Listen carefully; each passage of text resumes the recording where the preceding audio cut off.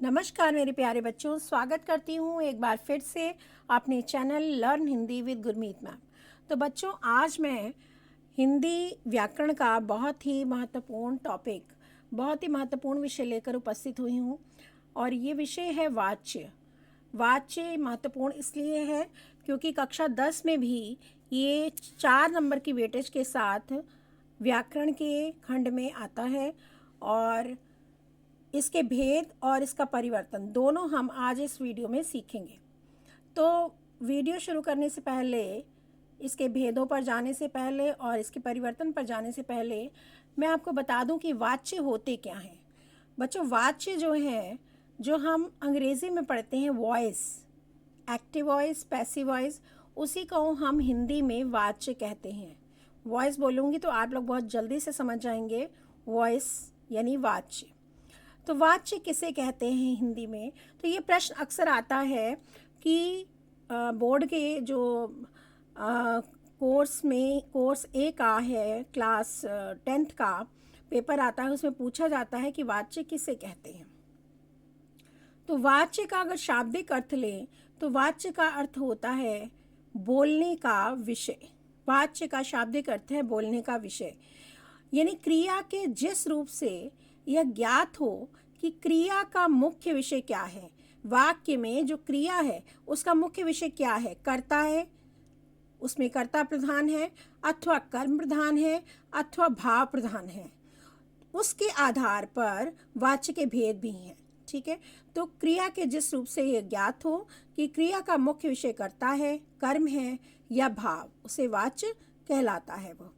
तो इस आधार पर वाच्य के भेद जो हैं, कर्तृवाच्य और अकर्तृवाच्य, दो भागों में इसे डिवाइड किया गया है। कर्तृवाच्य यानी जिसमें कर्ता प्रधान है, और अकर्तृवाच्य यानी जिसमें कर्म प्रधान है भी हो सकता है और भाव भी प्रधान हो सकता है। अब इसमें बच्चों इस कर्तृवाच्य और अकर्तृवाच्य के आधार पर जो है विभाजन किया गया है। लेकिन बहुत सारी पुस्तकों में आपको वाच्य के भेद अगर पूछे जाते हैं तो 3 भेद सीधे सीधे भी दिए रहते हैं, कर्मवाच्य, भाववाच्य और कर्तृवाच्य। लेकिन मैंने आपको दोनों तरीके से बता दिया है कि कर्तृवाच्य यानी कर्ता प्रधान और अकर्तृवाच्य में कर्मवाच्य और भाववाच्य दोनों ही आ जाएंगे। ठीक है, तो इस आधार पर वाच्य के भेद हो गए कर्तृवाच्य, अकर्तृवाच्य। अकर्तृवाच्य के 2 भेद हो गए, कर्मवाच्य और भाववाच्य। इसके बाद आते हैं वाच्य के भेद पर। वाच्य के भेद जैसा मैंने आपको बताया कि आप 3 भी लिख सकते हैं। वाच्य के कितने भेद होते हैं? 3, कर्तृवाच्य, कर्मवाच्य और भाववाच्य। और अगर आप दूसरी तरह से विभाजन करते हैं तो भी सही माना जाता है। तो इसमें सबसे पहले हम आते हैं कर्तृवाच्य। कर्तृ यानी कर्ता, यानी कर्ता की प्रधानता।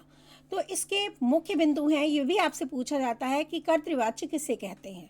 परिभाषा के रूप में आप बताएंगे कि कर्तृवाच्य किसे कहते हैं। उसको पॉइंट्स के थ्रू भी आप बता सकते हैं कि कर्तृवाच्य में कर्ता की प्रमुखता या कर्ता की प्रधानता होती है।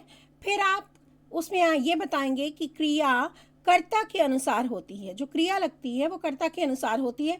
इसे मैं उदाहरण से समझाऊंगी आपको आगे। फिर आप बताएंगे कि कर्ता के लिंग, वचन और पुरुष का प्रभाव क्रिया पर पड़ता है। ठीक है, कर्ता के लिंग, वचन और पुरुष का प्रभाव क्रिया पर पड़ता है, यानी कर्ता जैसा होगा वैसा ही उसकी क्रिया होगी, वैसा ही लिंग और वैसा ही वचन होगा। ठीक है, नेक्स्ट है आपका कर्तृवाच्य की ये विशेषता है बच्चों कि कर्तृवाच्य अकर्मक भी हो सकता है और सकर्मक भी, यानी इसमें कर्म हो भी सकता है और कर्म नहीं भी हो सकता है, तो भी ये कर्तृवाच्य ही रहेगा। तो एक उदाहरण देखते हैं हम इसमें। देखिए, लिखा है सौम्या पत्र लिखती है। तो आपसे कहा जाए कि ये कौन सा वाच्य, तो आप कहेंगे कर्तृवाच्य है। लेकिन इसमें तो क्या दिया है? कर्म दिया है। कर्म क्या है? क्या लिखती है? आपको उत्तर मिला पत्र लिखती है।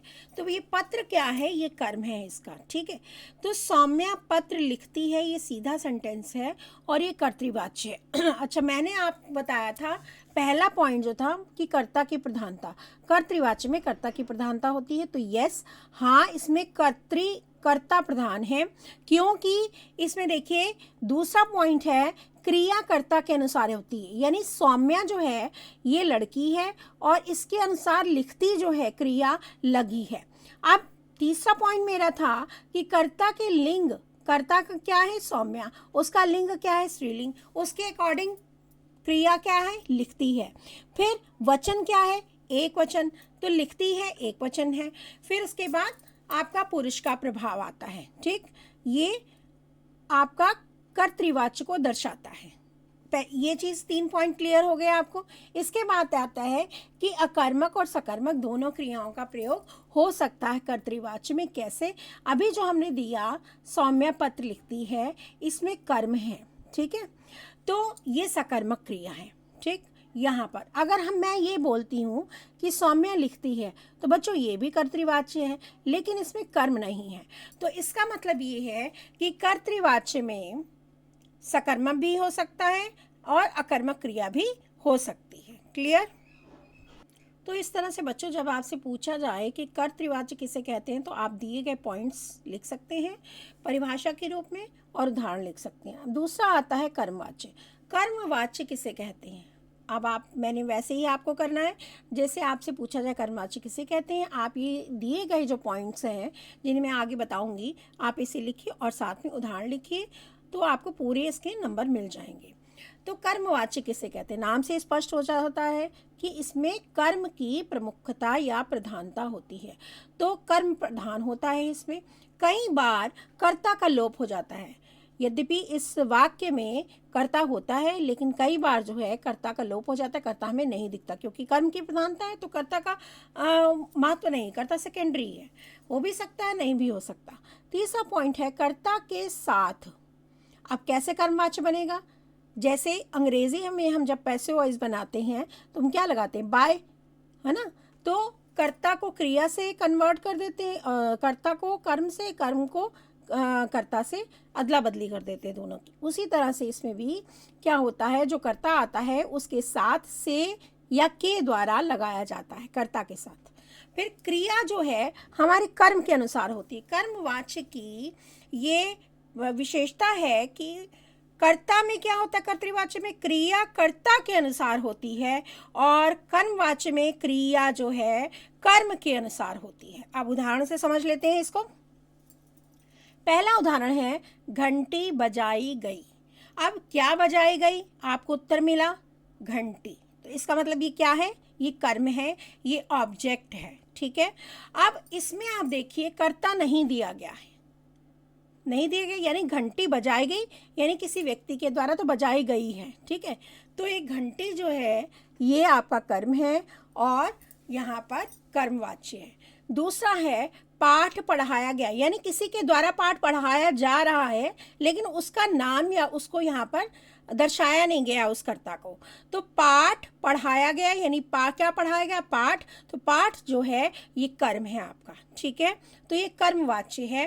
रोगी को, तीसरा वाक्य देखिए आपको बिल्कुल क्लियर हो जाएगा, रोगी को दवाई दी गई, ठीक है। अब इसमें देखिए रोगी को दवाई दी गई, तो किसी के द्वारा दवाई दी गई है, ठीक है, रोगी को। तो यहाँ पर जो है जो दवाई है और रोगी दोनों कर्म है, ठीक है, कर्ता इसमें भी नहीं दिया गया। तीसरा वाक्य देखिए, सेविका द्वारा खाना बनाया गया, तो सेविका के द्वारा, तो यहाँ पर जो है सेविका जो है यहाँ पर कर्ता बन जाएगा, खाना आपका कर्म बन जाएगा। तो मैंने जैसे उसमें बताया आपके पॉइंट्स में देखिए कि कर्मवाच्य की परिभाषा में कि कर्ता के साथ या तो से लगता है या के द्वारा लगता है, तो यहाँ पर द्वारा लग गया है, ठीक है। सारी चीज़ें इसमें क्लियर हो रही हैं। कर्म की प्रधानता है, ठीक है, कर्ता का लोप आपने ऊपर के वाक्यों में देखा था, ठीक है, नीचे कर्ता दिया गया है सेविका वाले वाक्य में, ठीक, और जो हमारा क्रिया है वो कर्म के अनुसार देखिए दवाई कर्म था, तो दवाई दी गई, ठीक है, दवाई दी गई, और खाना बनाया गया, तो खाना के अकॉर्डिंग, खाना के अनुसार क्रिया लगी है और ऊपर दवाई के अनुसार क्रिया लगी है, यानी क्रिया जो है कर्म के अनुसार लगती है। तो ये तीनों पॉइंट, चारों पॉइंट आपको क्लियर हो गए होंगे कि कर्मवाच्य में कर्म की प्रधानता होती है, कर्ता के साथ से या के द्वारा लगता है, कभी कर्ता दिया होता है, कभी नहीं भी दिया होता है, लोप हो जाता है, और क्रिया जो है कर्म के अनुसार लगती है। यानी क्रिया का लिंग वचन कर्म के लिए लिंग वचन के अनुसार तय होता है, निर्धारित होता है। आगे बढ़ते हैं भाववाच्य। तो बच्चों, भाववाच्य में परिभाषा में हम देखते हैं कि भाववाच्य की सबसे बड़ी विशेषता है कि इसमें क्रिया जो है अकर्मक होती है। तो सबसे पहला पॉइंट मैंने वही लिया है। कर्ता के साथ से शब्द का प्रयोग होता है, जो भी कर्ता दिया होता है उसमें से लग जाता है। भाव की प्रधानता होती है, जैसे मैंने बताया कर्तृवाच्य में कर्ता की, कर्मवाच्य में कर्म की, और भाववाच्य में भाव की प्रधानता होती है। ठीक है। और क्रिया सदा एक वचन, पुल्लिंग और अन्य पुरुषवाचक होती है। ठीक है। क्रिया कैसी होती है? एक वचन में, पुल्लिंग और अन्य पुरुषवाचक होता है, और कई बार नकारात्मक होती है, ज़्यादातर निषेधात्मक होती है। असमर्थता और विवशता प्रकट करने के लिए नहीं इत्यादि शब्दों का प्रयोग होता है। ठीक है। असमर्थता प्रकट की जाती है, कैसे की जाती है मैं आगे वाक्यों में आपको स्पष्ट कर दूंगी। निषेधात्मक वाक्यों का अधिकतर प्रयोग होता है, इसमें जा धातु का भी प्रयोग होता है। तो आगे जो उदाहरण देखते हैं उनमें स्पष्ट हो जाएगा। पहला उदाहरण है, मुझसे चला नहीं जाता। तो अब इस उदाहरण को देखिए, इसमें मुझसे चला नहीं जाता, पहला हमने जो कंडीशन ली थी वो अकर्मक ली थी, कि मतलब क्रिया अकर्मक होती है, यहाँ पर कोई कर्म नहीं होता। तो मुझसे चला नहीं जाता, इसमें कोई भी कर्म नहीं दिया गया है। दूसरा, कर्ता के साथ से का प्रयोग होता है, जैसे मैं, तो मैं की जगह क्या आ जाएगा? मुझसे, से लग जाता है कर्ता के साथ। ठीक है। भाव की प्रधानता है इसमें, और क्रिया जो है कैसी है? एक वचन में। ठीक है। जाता शब्द आया है, तो जाता जो क्रिया है, चला नहीं जाता, इसमें जो है एक वचन के बारे में बता रहा है, पुल्लिंग के बारे में बता रहा है, और अन्य पुरुषवाचक के बारे में बता रहा है, थर्ड पर्सन। ठीक है। फिर असमर्थता जताई जाती है कि मुझसे ये काम नहीं होता है, मुझसे ये काम खाया नहीं जाता है, मुझसे ये पढ़ा नहीं जाता है। तो विवशता और असमर्थता प्रकट करने के लिए नहीं का प्रयोग होता है यहाँ पर, और ज़्यादातर जो है निषेधात्मक आपको मिलेंगे भाववाचक में। ठीक है। और जा धातु आपको दिख गई है, चला नहीं जाता, जा धातु, जा धातु, जाता, जा धातु। ठीक है। पहले वाक्य से आपको क्लियर हो गया होगा। दूसरा वाक्य, दूसरा उदाहरण देख लीजिए, उससे खाया नहीं जाता। तो उससे यानी उससे, है ना, तो से यहाँ पर आ गया कर्ता के साथ, खाया नहीं जाता, कोई कर्म नहीं है, जा धातु है, निषेधात्मक है वाक्य। ठीक है। कंडीशन के अनुसार जो भी हमारी ऊपर शर्तें दी गई हैं परिभाषा में। अब अगला वाक्य है हमारा, सौम्या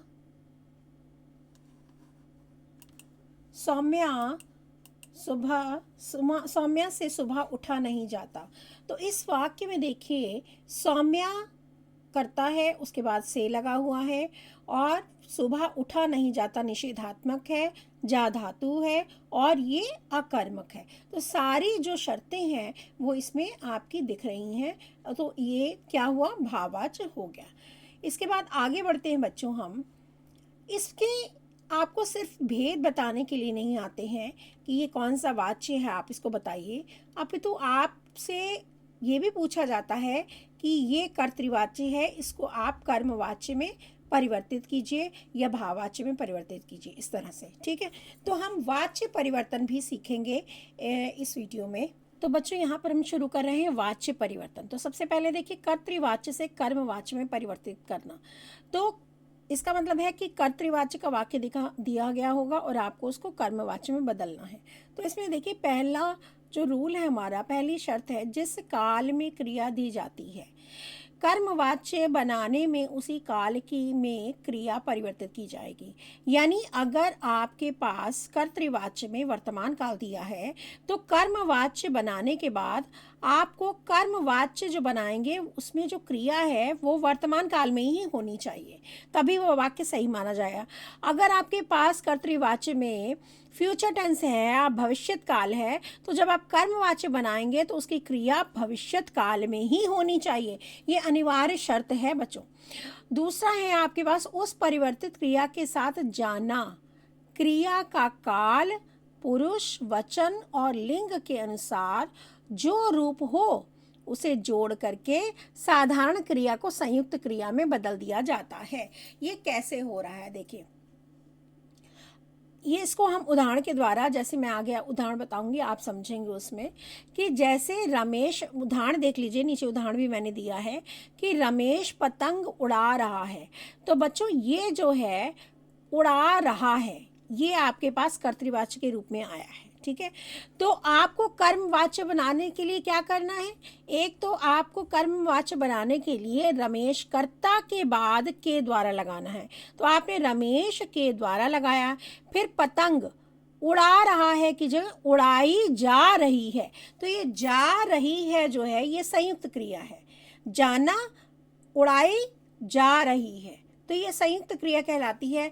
जा रही है, करी जा रही है, आ रही है, तो ये जो क्रियाएं होती हैं संयुक्त क्रियाएं होती हैं, और कर्मवाच्य बनाते समय ये संयुक्त क्रिया के रूप में आती है, ठीक है। तो जो दूसरा पॉइंट था हमारा, उस परिवर्तित क्रिया के साथ जाना क्रिया का काल पुरुष, वचन और लिंग के अनुसार जो रूप हो उसे जोड़ करके साधारण क्रिया को क्या बना देते हैं हम, संयुक्त क्रिया बना देते हैं। अब तीसरा पॉइंट देखिए, कर्तृवाच्य के कर्ता के साथ यदि कोई विभक्ति लगी हो तो उसे हटा करके क्या लगाते हैं, से लगाते हैं या के द्वारा। ये मैंने आपको पहले भी बता चुकी हूँ कि कर्ता के साथ हम कर्मवाच्य बनाते समय या से लगाते हैं या के द्वारा लगाते हैं, और पहले सेंटेंस में मैंने आपको क्लियर कर दिया है। और अगला पॉइंट देखिए आप, यदि कर्म के साथ विभक्ति लगी हो, यानी कर्म दिया है उसके साथ कोई विभक्ति लगी है, कारक चिन्ह लगा है, तो उसे हटा दिया जाता है, उसे नहीं रखा जाता है, ठीक है। जैसे आप देखिए, अब हम उदाहरण पढ़ा रहे हैं। पहला उदाहरण मैंने आपको बता दिया है कि कर्तृवाच्य में रमेश पतंग उड़ा रहा है, तो रमेश के द्वारा पतंग उड़ाई जा रही है, क्योंकि मैंने कर्मवाच्य में आपको बताया था कि कर्म के अनुसार क्रिया होगी, तो पतंग जो है स्त्रीलिंग है और उड़ाई जा रही है क्रिया आएगी इसमें, ठीक है, क्योंकि कर्मवाच्य बनाते समय कर्म के अनुसार क्रिया लगाई हमने। जबकि कर्तृवाच्य में क्या था, रमेश के अनुसार हमने क्रिया लगाई थी, उड़ रहा है, उड़ा रहा है, ठीक है। अगला देखिए वाक्य इसमें, लड़का पत्र लिखता है। तो लड़का करता है, पत्र कर्म है, लिखता है क्रिया है, ठीक है। अब इसको हम बना रहे हैं कर्मवाच्य में। तो लड़का जो करता है, कर्ता के बाद हमने क्या लगा दिया, द्वारा।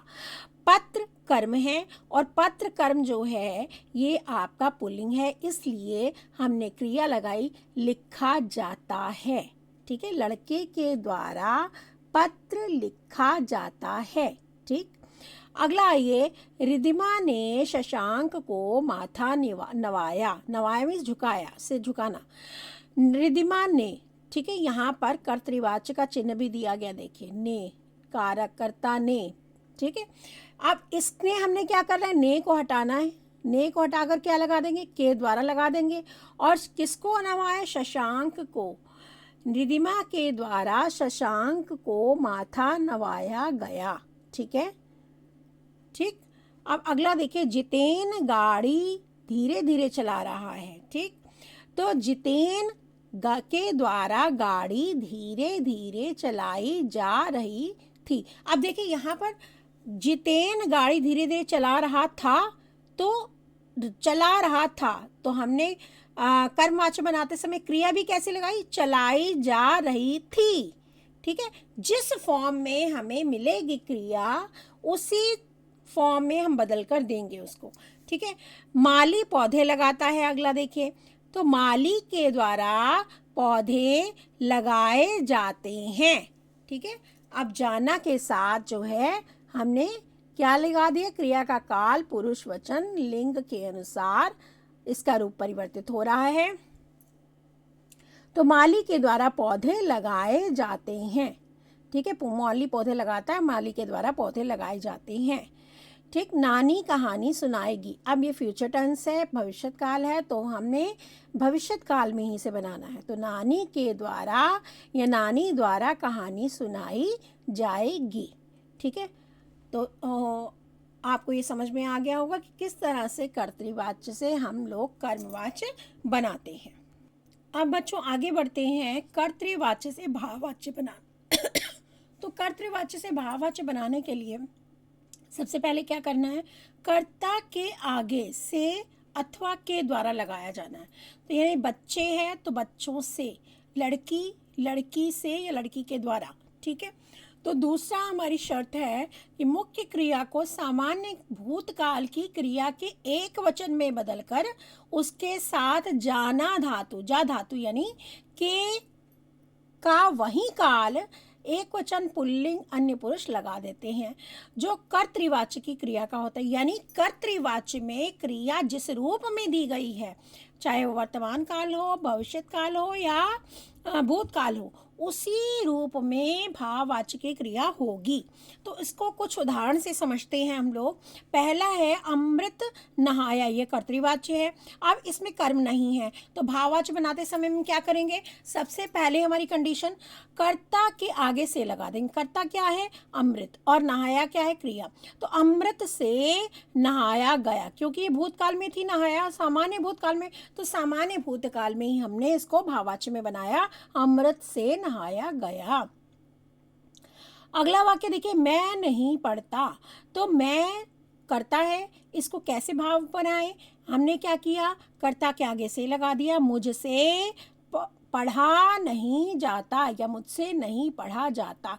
तो जा धातु हमने लगा दी, पढ़ता लिखा था, वर्तमान काल था, और हमने वर्तमान काल ही बनाया जा धातु लगा करके, और वहीं एक वचन पुल्लिंग, काल भी वहीं एक वचन में बनाया और पुल्लिंग में बनाया, और अन्य पुरुष लगा दिया, मुझसे पढ़ा नहीं जाता।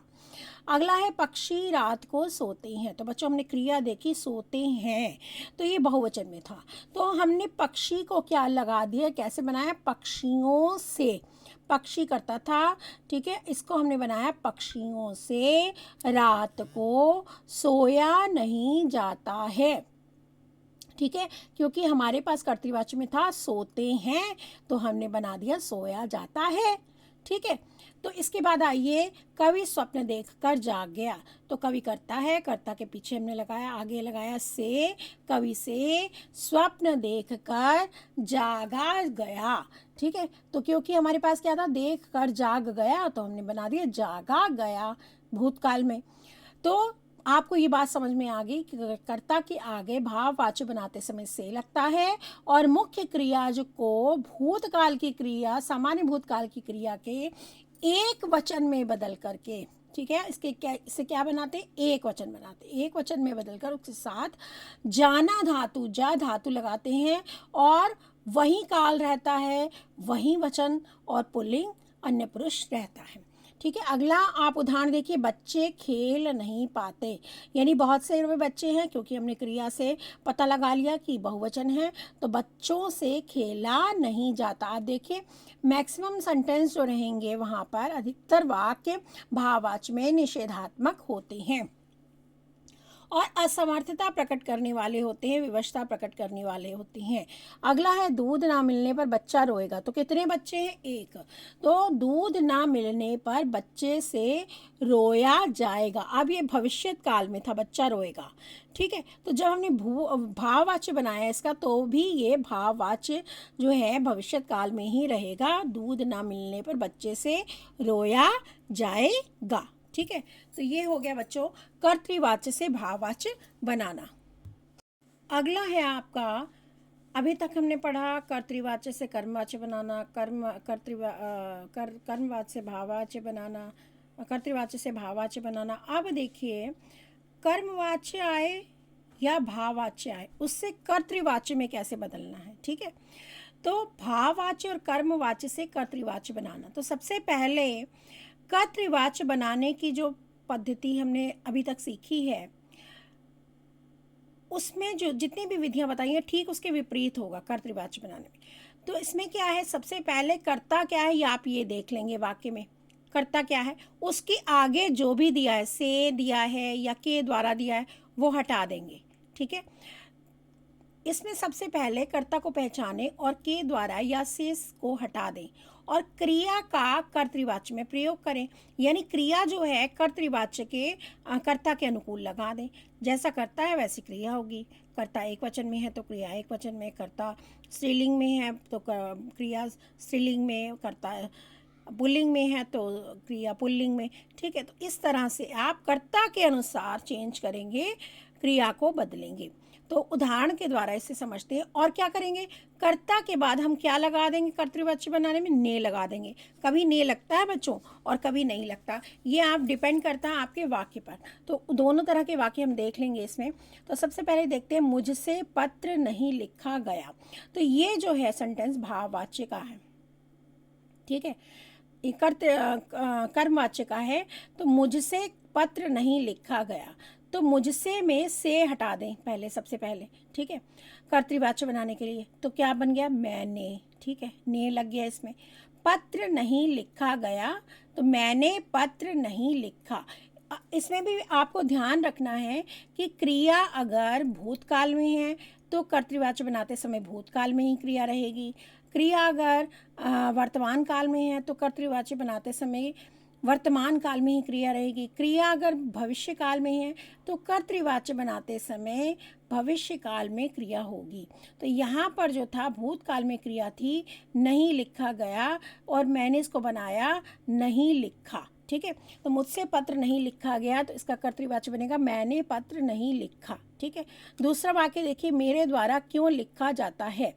तो मेरे द्वारा हटा दिया, तो उसके जगह मैंने क्या लगाया, मेरे के मैं पत्र, मैं मेरे द्वारा क्यों लिखा जाता है, तो मैं क्यों लिखता हूँ। ठीक है, ये वर्तमान काल में था तो वर्तमान काल में हमने कर्तृवाच्य में बना दिया। अगला वाक्य आई, तुम्हारे द्वारा नेताजी का चश्मा बदला गया। यानी द्वारा हटाया हमने, ने लगाया, तुमने नेताजी का चश्मा बदल दिया या तुमने नेताजी का चश्मा बदला, दोनों ठीक है। ठीक है, लेकिन बनाना हमें भूतकाल में ही है क्योंकि हमारा वाक्य भूतकाल में था। अगला वाक्य देखिए, ये भाववाच्य का वाक्य है, आज घूमने चला जाए। तो भाववाच्य में बच्चों मैंने आपको बताया था जा धातु का प्रयोग होता है। तो यहाँ पर आज घूमने चला जाए, जाए लगा हुआ है, तो ये जा को हम हटाएंगे और हम लगाएंगे आज घूमने चले। ठीक है, कर्तृवाच्य बनाते समय। ठीक है, आज घूमने चले, और इसका भाववाच्य बनाएंगे तो बनाएंगे आज घूमने चला जाए। तो अगला वाक्य देखिए, लड़कों द्वारा हंसा नहीं जाता। ये भी भाववाच्य का वाक्य है। तो लड़कों द्वारा हटा दीजिए। तो लड़कों के द्वारा की जगह हमने क्या लगा, लड़के। तो हंसा नहीं जाता, नहीं हंसते। तो लड़कों द्वारा हंसा नहीं जाता, इसका वाच्य परिवर्तित हुआ कर्तृवाच्य में, लड़के नहीं हंसते। ठीक है, अगला देखिए, बालकों द्वारा फुटबॉल खेली गई। ठीक है, तो इसमें द्वारा हटा देंगे, ये कर्मवाच्य है। तो बालकों द्वारा फुटबॉल खेली गई, द्वारा हटाया, हमने लगाया बालकों ने फुटबॉल खेली। ठीक है, तो ये हो गया बच्चों आपका कर्मवाच्य आए या भाववाच्य आए तो उसको कैसे हम कर्तृवाच्य में बदलेंगे। सिंपल सेंटेंस बनाएंगे, से या के द्वारा हटा देंगे, कर्ता के बाद ने का प्रयोग करेंगे। कहीं पर वाक्यों में ने लगेगा और कहीं पर वाक्य के अनुसार ने नहीं लगेगा, खाली कर्ता लगेगा। और क्रिया को कर्ता के अनुसार परिवर्तित करेंगे। ठीक है, कर्म में कर्म के अनुसार करते थे परिवर्तित, भाववाच्य में हमने जा धातु का प्रयोग किया, और यहाँ पर हम क्रिया को कर्ता के अनुसार परिवर्तित कर देंगे। तो ये था आपका भाववाच्य और कर्मवाच्य को कैसे हम कर्तृवाच्य में बदलेंगे, और बहुत सारे उदाहरण भी हमने किए हैं। तो इस तरह से बच्चों आपका ये जो टॉपिक है वाच्य और वाच्य के भेद, वाच्य परिवर्तन, ये आपका यहाँ पर समाप्त हो जाता है। इससे संबंधित कोई भी प्रश्न हो तो आप कमेंट बॉक्स में कमेंट करके पूछ सकते हैं। अगली आने वाली वीडियोस में मैं कुछ अभ्यास लेकर आऊँगी, उन अभ्यास को करने के बाद हमारे ये जो वाक्य हैं पूरी तरह से स्पष्ट हो जाएंगे। यद्यपि मैंने इन स्लाइड्स में आपको अभ्यास भी, उदाहरण भी दिए हैं ताकि आपको समझ में आ जाए, और जितना इनका अभ्यास करेंगे उदाहरण का, उतने आपको ये क्लियर होते जाएंगे और अधिक। तो बच्चों, यहीं पर मैं आपसे विदा लेती हूँ। अगली वीडियो में आपसे फिर मुलाकात करूँगी। तब तक के लिए धन्यवाद।